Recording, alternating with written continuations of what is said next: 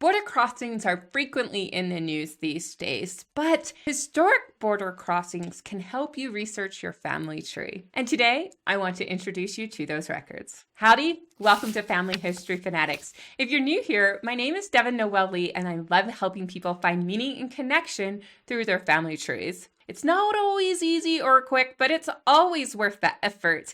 And one really cool collection is U.S. border crossings. Now, if you're familiar with passenger records, you know they're not the only genealogy goldmine for migratory ancestors.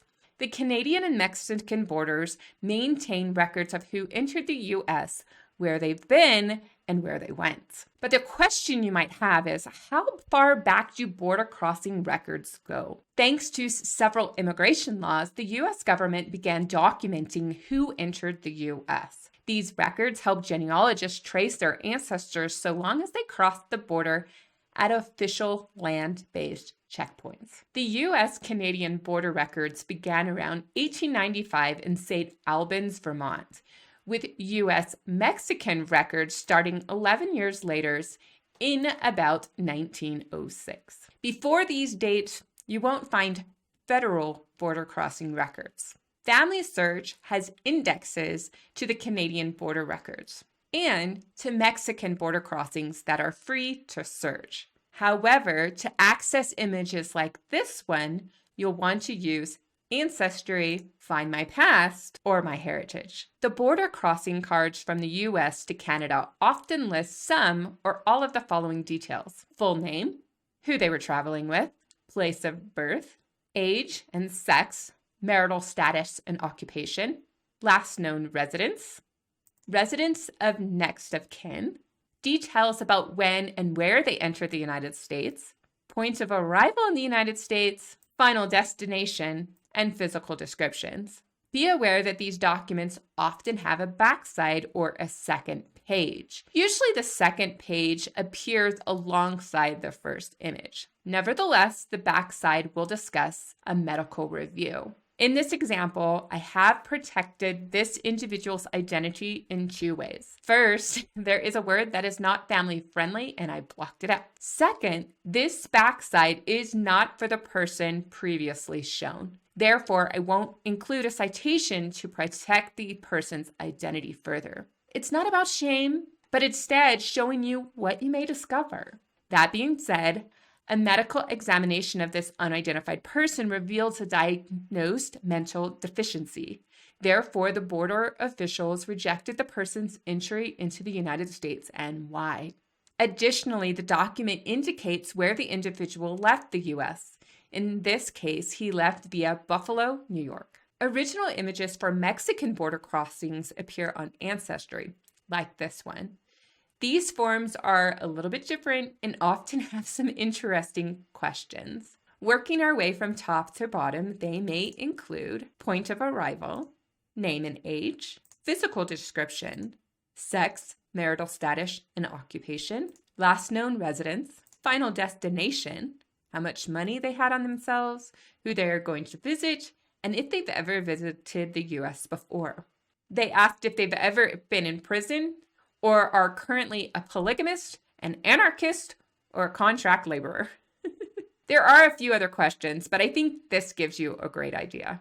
No matter which borders your relatives crossed, you can gain a wealth of information about your ancestor, particularly relationships, place of origin, destination, and my favorite, physical descriptions. Rumor has it some include photos of individuals or families. However, I haven't come across this genealogy nugget. If you have, will you please share it with me in the comment section of this video?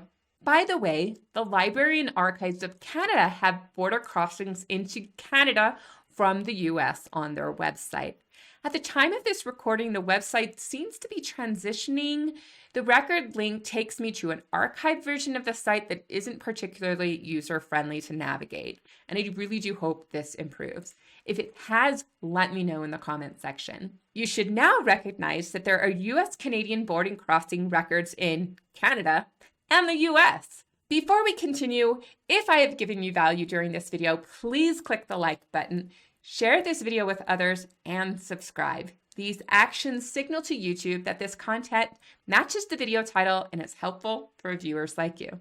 Thanks for sticking around. To wrap it up, I want to expand your mind and have you consider 2 pro-genealogy tips when you explore these collections. You might think you'll only find Canadians or Mexicans crossing the closest border to their home country. However, land crossings happened as frequently as ocean travel. Therefore, you will find a variety of European, Asian, Middle Eastern, and African nationalities represented in these collections. Make sure to include a search of these records, even if your ancestors weren't from Mexico. Additionally, not all border crossings were for migration purposes. While my Zemstein ancestors crossed the Canadian border often to visit their family in Canada after moving to the United States, others crossed the border for vacation or business travel purposes. As I mentioned in the video about passenger lists, sometimes you should explore these videos just to scratch your curiosity itch.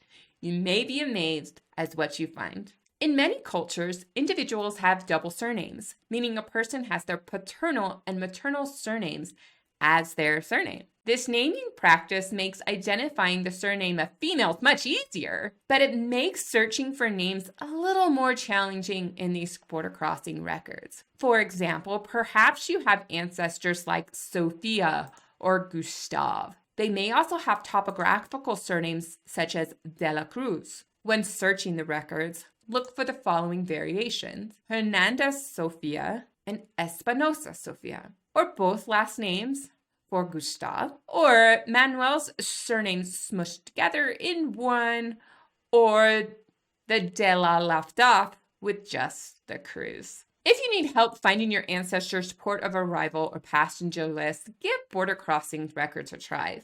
Additionally, discover your ancestors who frequently return to their homeland in Canada or Mexico. You might learn more about them by tracking how often they cross the border. So what do you think of these tips? Do you still have questions, or have you made discoveries in border crossings? Whatever your answer, please like this video and leave a comment on your way out. And then subscribe to this channel for more valuable genealogy research tips. Then go ahead and check out this genealogy research video to help you continue climbing your family tree.